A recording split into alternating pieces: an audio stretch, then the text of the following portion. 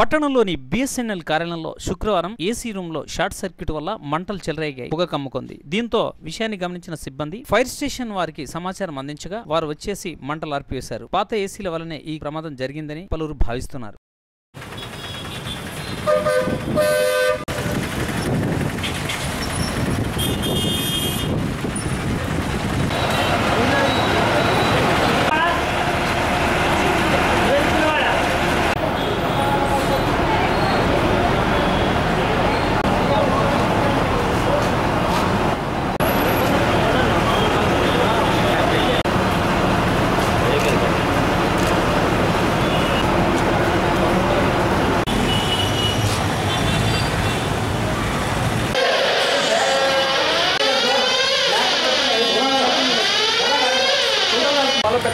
జాగ్రత్తగా చూసుకోవాలి.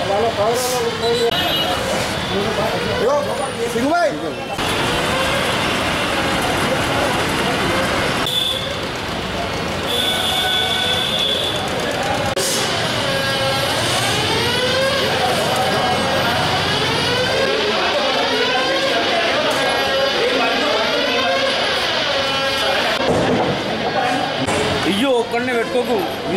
అదే అవే 3000. ప్రాబ్లం కాదు సార్.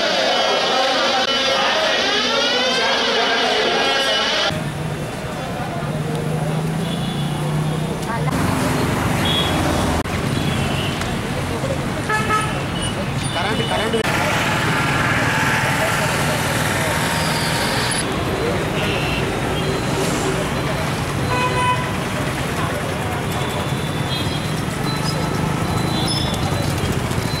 అరౌండ్ 2:30 టెలిఫోన్ ఎక్స్చేంజ్ లోపల ఉన్న అమోనియం గ్యాస్ 4 ఏసీ యూనిట్స్ ఉంటాయి.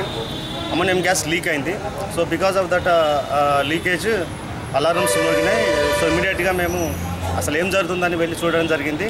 సో ఎక్స్చేంజ్ మొత్తం కాంపాక్ట్ ఏసీ కాబట్టి మొత్తం క్లోజ్ చేసి ఉంటుంది కాబట్టి మాకు కొంచెం కష్టమైంది. అయినా ఇమీడియట్గా ఫైర్ స్టేషన్ వాళ్ళకు ఇన్ఫామ్ చేయడం జరిగింది. So they responded well in time. So వాళ్ళు వచ్చి చూస్తే యాక్చువల్గా ఫైర్ లేదు.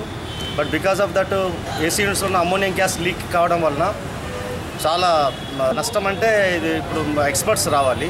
యాక్చువల్ మేము ఇమీడియట్గా ఏం చేస్తామంటే ఏసీ యూనిట్స్ మెయింటైన్డ్ బై వాళ్ళు ఏఎంసీ వాళ్ళు చేస్తారు. సో వాళ్ళకి ఇంటిమేట్ చేసాము, they are on the way. But మేము ప్రిలిమినరీ మెథడ్గా ఇమీడియట్గా మీకు గ్యాస్ బయటకు వెళ్ళడానికి గ్లాసెస్ విండోస్ అన్నీ ఓపెన్ చేయడము, తర్వాత వీళ్ళు కనుక్లో బ్రేక్ చేయడం జరిగింది.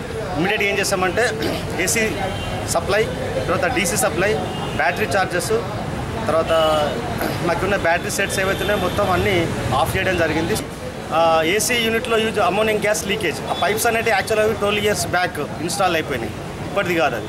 మేము చాలాసార్లు రిపీటెడ్ కూడా మేము పై అధికారులకు వినియోగించుకోవడం జరిగింది. AC units due date period అయిపోయింది కాబట్టి మాకు కొత్త రిప్లేస్మెంట్ చేయాలని. బట్ స్ప్లిట్ ఏసీలు పెడదామని చెప్పేసి అన్నారు. రీసెంట్గా డీజీఎం గారు కూడా వచ్చారు. బట్ ఏంటంటే ఈ లోపలనే ఇది మరి ఏదైనా దేనికైనా ఒక ఎక్స్పైరీ డేట్ అనేది ఉంటుంది. అది ఎక్సీడ్ అయిన తర్వాత ఇలాంటివి జరుగుతాయని మాకు అనిపిస్తుంది. ఇక్కడ ఏంటంటే మేము ఇన్ టైంలో స్టాఫ్ అందరం మధ్యాహ్నం జరిగింది కాబట్టి ఫార్చునేట్లీ. ఒకవేళ ఇదే కనుక అర్ధరాత్రి జరుగుంటే కాంట్ మనం దాన్ని ఎక్స్పెక్ట్ చేయలేము, అంత డ్యామేజ్ జరుగుండేది. అదే మనం వాల్యూ చేయలేము. కాకపోతే ఏంటంటే అది ఎలక్ట్రానిక్ ఎక్విప్మెంట్స్. సో మనం ఆన్ చేసిన తర్వాత అవి పోయినాయి అనుకోండి, కంప్లీట్ పోయినట్టే. అది మరి వేరే రిప్లేస్మెంట్. అది ఇప్పుడు ఐజాన్ వి కాంట్ టెల్. దానికి కావాల్సిన వాళ్ళు సీడాట్ వాళ్ళు వచ్చి వాళ్ళు అంచనా వేయాలి. సో ఇప్పటి వరకు అయితే మెల్లిగా గ్యాస్ అనేది కూడా బయటకు వెళ్ళడం జరిగింది. So it's restoring. ఫార్చునేట్లీ ఏంటంటే ఫైర్ జరగలేదు. ఒకవేళ ఫైర్ అయి ఉంటే కనుక చాలా డ్యామేజ్ అయి ఉండేది. So electricity department and fire safety వాళ్ళు ఇమ్మీడియట్గా రెస్పాండ్ అయినారు. సో వీ కెన్ మనం దీన్ని వీలైనంత వరకు దీన్ని రికూప్ చేయగలిగినాం. సో మన ఏసీ యూనిట్ వాళ్ళకి సంబంధించి ఏఎంసీ వాళ్ళు కూడా వస్తున్నారు. ఫర్దర్గా దీన్ని రెస్టోర్ చేయడానికి ట్రై చేస్తాం. కాకపోతే ఇప్పుడు ఇమ్మీడియట్గా మనం ప్రివెన్షన్ మెథడ్గా టెలిఫోన్ ఎక్స్చేంజ్ సంబంధించిన ప్రతిదీ డౌన్ చేయడం జరిగింది.